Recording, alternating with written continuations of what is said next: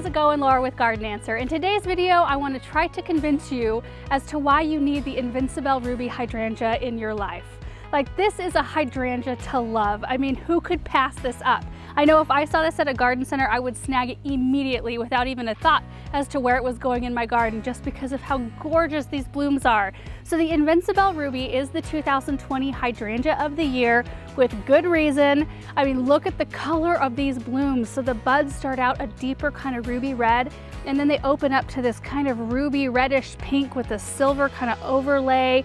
The leaves are really dark, the stems are strong. It's super winter hardy. It's a zone 3 through 8.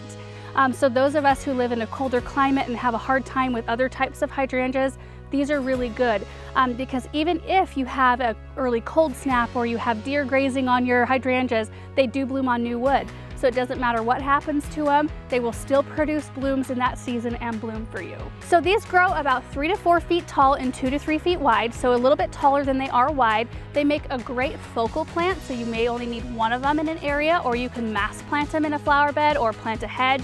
I recently planted a little swoop underneath one of our old lilac trees, and it's gorgeous. I cannot wait to see them fill in. I also did mulch when I was done planting. A good 2 to 3 inch layer of mulch helps prevent moisture loss, helps keep them really happy. They also do like a part sun to sun location. They will perform the best, have the strongest stem and the most amount of blooms if you put them in an area that gets at least 6 hours of sun. Now, if you live in a very hot climate, you can get away with a tiny bit less. Like, we live in a pretty hot, dry climate. So I find that a good block of morning sun and then some filtered sun in the afternoon is best for our hydrangeas. And as a person who likes to have cut flower arrangements in my house, these make for great cut flowers. You can even dry them and they maintain their color. So I just really feel like if you have a space in your garden that can accommodate an Invincibelle Ruby hydrangea, you should definitely plant one, because these are also in bloom when many of your other plants are looking kind of tired and they're done for the year. That's when this one is in its glory.